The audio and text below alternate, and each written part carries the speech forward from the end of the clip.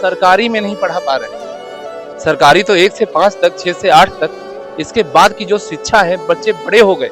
अब हम लोग वो तो रहे नहीं, बच्ची लड़कियां शादी करने को हैं। जिस बाप की बेटी ब्याहने लायक हो, अब हम लोगों को तो कोई उधार भी नहीं देता है, हम लोगों को तो कोई लोन भी नहीं मिलता है। माँ बाप से आंखें चुरानी पड़ती है। माँ बाप के जब बूढ़े चेहरे देखते हैं तो बच्चों की जरूरतें नहीं पूरी कर पाते।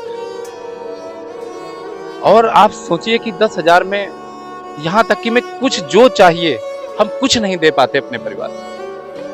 आज के समय में पिछले 8 साल हो गए जब सरकार आई थी, उन्होंने कहा था कि हमारी सरकार आने दो। हमारे घोषणा पत्र में उन्होंने रखा था कि हम 3 माह में न्यायिक समाधान करेंगे। लेकिन हुआ क्या, आज 8 साल महंगाई तो कहां से कहां बढ़ गई, लेकिन हम लोग आज वहीं के वहीं खड़े हैं। 10,000 में कोई कैसे परिवार चल सकता है। अभी हम इको गार्डन में मौजूद हैं और यहाँ पर शिक्षा मित्रों का धरना चल रहा है पिछले 17 दिवसों से। आज 17वां दिन है, बहुत धूप है। आइए इनसे बात करते हैं, जानने का प्रयास करते हैं कि आखिर ऐसी कौन सी नौबत आ गई कि इनको इस तपती हुई धूप में इको गार्डन आना पड़ा। सर, अपना परिचय दीजिएगा। जी, मेरा नाम गुड्डू सिंह है। मैं शिक्षक शिक्षा मित्र उत्थान समिति उत्तर प्रदेश, जिसके तत्वाधान में ये शांतिपूर्ण धरना प्रदर्शन 27 मई से चल रहा है, उसका मैं नेतृत्व करता हूँ। ऐसा क्या हो गया कि आप लोगों को यहाँ आना पड़ गया? पूरी भूमिका के साथ पूरी बात को स्पष्ट तरीके से बताइए। आने का तो आप भी जानते हो कि इस नौतपे में, जहाँ मौसम विभाग ने भी ये मना कर दिया था कि आप घरों से ना निकलो, और आप भी यहाँ पर बैठे हो तो आप देख सकते हो कि कितनी भीषण गर्मी है। लेकिन जितने हमारे भाई बहन, हम लोगों की जून में तो हमको कुछ मिलता नहीं है, और मानदेय इतना कम है कि ये मान के चलिए कि हम लोग पूरी योग्यता रखते हुए भी एक मजदूर से भी कम मजदूरी में गुजारा करते हैं। कितना मानदेय है आप लोगों का? हम लोगों का 333 रुपये प्रतिदिन के हिसाब से 10,000 रुपया 1 माह का मिलता है, वो भी 11 माह का। ड्यूटी आपको कितने दिन करनी पड़ती है? ड्यूटी परमानेंट करते हैं, बराबर करना पड़ता है। यहाँ तक कि जब शिक्षक जब शिक्षक सोमवार से जब हाँ शिक्षक यहाँ पर जब कार्य करने से मना कर देते, अभी आपने देखा होगा कि समर कैंप चल रहा था, शिक्षकों ने मना कर दिया कि भाई हम नहीं कर पाएंगे, तब भी हमारे शिक्षा में साथियों ने करा। और यहाँ बैठने का केवल एक तात्पर्य है, पेट की रोटी का सवाल है, हमारे बच्चों की जिंदगी का सवाल है। बूढ़े माँ बाप की तरफ जब हम लोग देखते हैं, इतनी आर्थिक तंगी है, पूरा जीवन तो हम लोगों ने इसमें गुजार दिया। और मैं आपको बताऊं कि प्राथमिक विद्यालयों में इस समय जो 1 से 5 के विद्यालय होते हैं, उसमें 1,46,000 के समथिंग शिक्षा मित्र हैं। उनमें से 50,000 शिक्षा मित्र ऐसे हैं जो टेट पास हैं, जो भी एनसीटी के जो भी मानक, अध्यापक बनने के मानक हैं, वो पूरा करते हैं।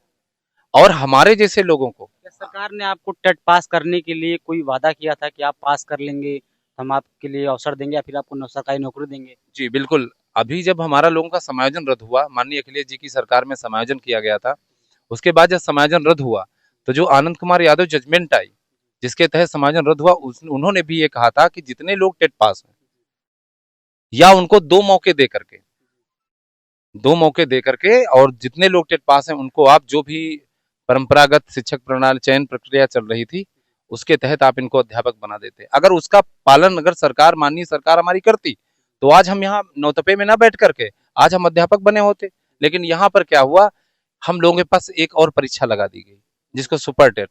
हर बार मानक बदले गए। अब मैं क्या बताऊं, बहुत लंबी कहानी है।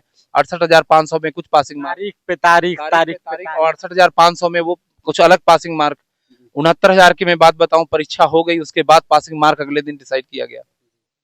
तो कुल मिला के हर बार एक तरह से यही कहूंगा कि छलावा ही कह सकते हैं। अब पता नहीं हमारे माननीय मुख्यमंत्री जी तक ये चीजें पहुंची थी या नहीं पहुंची थी, क्या हुआ। और 69,000 का विषय आप आज भी देख रहे हो, आज भी वो विवादों के ही घेरे में है। उस पर ना जाते हुए मैं यही कहना चाहता हूं कि जो बीत गई सो बीत गई, लेकिन अब जो जीवन बचा है अपने बच्चों के लिए, क्योंकि हम आज भी अपनी शिक्षा दे रहे हैं बच्चों को, तो कम से कम इतना तो हमारे लिए करे सरकार। हमारी मांग प्रमुखता 2-3 मांगे हैं, कुछ ज्यादा है नहीं, कि जितने लोग टेट पास हैं, लगभग 50,000 की संख्या है, उनको उत्तराखंड की तरह सहायक अध्यापक बनाने का काम करें, या परमानेंट करें, या जैसा भी स्थायीकरण करें, या जैसे भी इनकी व्यवस्था बन पाती है तो अधिकारी तय करेंगे। स्थिति सुधार है आप लोगों हाँ, की स्थिति थोड़ा। सुधार है। दूसरी ये है कि बहुत सारे हमारे साथी अभी टेट पास नहीं कर पाए, क्योंकि उनके पास क्या थी, पारिवारिक जिम्मेदारियां थी, महिलाएं, उम्र थी, तो नहीं पास कर। उनको क्या है कि नई शिक्षा नीति आ रही है, उनको विभागीय टेट कराते हुए उनको भी स्थायीकरण की व्यवस्था दें। लेकिन जब तक ये व्यवस्थाएं बनने में टाइम लगता है, तब तक तत्काल में हम लोगों को कम से कम एक शिक्षक के मान सम्मान के बराबर हम लोगों को मानदेय दिया जाए, वो भी 12 माह का। और मैं एक बात बताना चाहूंगा, अभी आपको 12 माह का मिलता है कि जो है 11 माह का मिलता है, मतलब साल भर में आपको 1,00,000 11 माह का, हाँ 10,000 रुपए। जी जी। अब ये सोचिए कि जहाँ माननीय प्रधानमंत्री जी ने, ये आप बैनर देख सकते हैं, जो बैनर लगे हैं, ये बैनर, इसमें माननीय प्रधानमंत्री जी ने एक मजदूरों के भी मानक तय कर रखे हैं कि सकुशल मजदूर, उन्होंने 3 श्रेणियां बनाई, एक सकुशल, एक अर्धकुशल, एक अकुशल। तो सकुशल जो मजदूर है उसकी जो मजदूरी है 26,910 रुपए है। सोचो, जहां पे मतलब एक शिक्षक की मजदूरी मजदूरी क्या कहें, हम लोगों को 10,000 और एक मजदूर को 26,910 रुपए। तो सोचो कितनी, माननीय मुख्यमंत्री जी हमारे तो गुरु शिष्य परंपरा से आते हैं, गोरक्षनाथ पीठ के अच्छा, पीठाधीश्वर। एक बात बताइएगा, आप लोगों को किन समस्याओं का सामना करना पड़ता है निजी जीवन में? क्योंकि 10,000 रुपए बहुत कम पैसा होता है, बहुत कम मानदेय है, इसमें जीवन जीना बहुत मुश्किल होता है। तो किस तरह से दिक्कतों का सामना आप लोगों को करना पड़ता है और आपके परिवार को किस तरीके, क्योंकि आप अकेले तो हैं नहीं, आपके पीछे आपका परिवार है, माता-पिता हैं, बच्चे हैं, पूरी ज़िम्मेदारी होगी आपके ऊपर। तो कैसे आप इस 10,000 रुपए में उसका निर्वहन करते हैं? इसके विषय में थोड़ा बताइए। इस इस विषय पर तो मैं अगर बोलूं तो मैं क्या बोल सकता हूँ। जी, माँ बाप से आंखें चुरानी पड़ती है। जी, माँ बाप के जब बूढ़े चेहरे देखते हैं तो बच्चों की जरूरतें नहीं पूरी कर पाते हैं। और आप सोचिए कि 10,000 में यहाँ तक कि मैं कुछ जो चाहिए हम कुछ नहीं दे पाते अपने परिवार को। आज के समय में पिछले 8 साल हो गए, जब सरकार आई थी उन्होंने कहा था कि हमारी सरकार आने दो, हमारे घोषणा पत्र में उन्होंने रखा था कि हम 3 माह में न्याय समाधान करेंगे। लेकिन हुआ क्या, आज 8 साल महंगाई तो कहां से कहां बढ़ गई, लेकिन हम लोग आज वहीं के वहीं खड़े हैं। 10,000 में कोई कैसे परिवार चल सकता है, संभव ही नहीं। जिसमें माता पिता हो, बच्चे हैं, अच्छा, लड़कियां अगर बड़ी हो गई। प्राइवेट स्कूल में पढ़ रहा है तो लगभग 1,000 रुपए उसका मासिक प्राइवेट फीस हम हो जाती है। सरकारी में नहीं पढ़ा पा रहे हैं। सरकारी तो 1 से 5 तक, 6 से 8 तक, इसके बाद की जो शिक्षा है, बच्चे बड़े हो गए, अब हम लोग वो तो रहे नहीं, बच्ची लड़कियां शादी करने को हैं। जिस बाप की बेटी ब्याहने लायक हो, अब हम लोगों को तो कोई उधार भी नहीं देता है, हम लोगों को तो कोई लोन भी नहीं मिलता है। तो इस नौतपे में, इसी पेट की आग को लेकर के हम लोग बैठे हैं, और इसी आस में बैठे हैं कि माननीय मुख्यमंत्री जी शायद हमारी बात जरूर सुनेंगे और शायद इसका निराकरण जरूर करेंगे। क्योंकि माननीय मुख्यमंत्री जी के विषय में आप भी जानते हो तो सर्वश्रेष्ठ मुख्यमंत्रियों में गिने जाते हैं। लेकिन इतना जरूर है कि इस राज्य में जो शिक्षा मित्रों की हालत है, पूरे भारत के अगर संविदा शिक्षकों की बात ले लो तो सबसे हालत बद से बदतर है। ये जान लो कि एक गुरु की स्थिति एक मजदूर से बदतर है। अब इससे ज्यादा मैं और क्या कह सकता हूँ। कब तक डटे रहेंगे आप ऐसे ही धूप में तपते रहेंगे? कब तक चलेगा आपका ये धरना और कब तक लड़ी जाएगी लड़ाई? अभी आपने देखा पुलिस प्रशासन वाले आए थे, अभी वो कह रहे कि अधिकारियों से मिलने की बात करवा रहे। हमारी समस्या हमारे मुख्यमंत्री जी तक है। अधिकारी हमेशा यही आश्वासन ही तो देते हैं, वो भी हमसे कहते हैं, शिक्षा मंत्री तक कहते हैं कि आपकी जो भी समस्या है मुख्यमंत्री जी तक।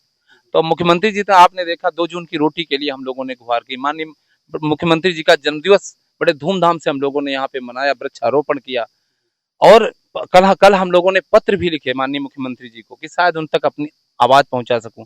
लेकिन तब तक बैठा हूं जब तक हमारे माननीय मुख्यमंत्री जी से हमारी मुलाकात नहीं हो जाती, और हम मुलाकात हो करके उनको कम से कम अपनी समस्या तो बता सकें। हाँ, उनका तो उन तक आपकी बात पहुँचे। हाँ, और वो संत हृदय हैं, ऐसा विश्वास लेकर बैठे हैं, वरना हमको भागना होता तो हम 1-2 दिन में ही चले जाते।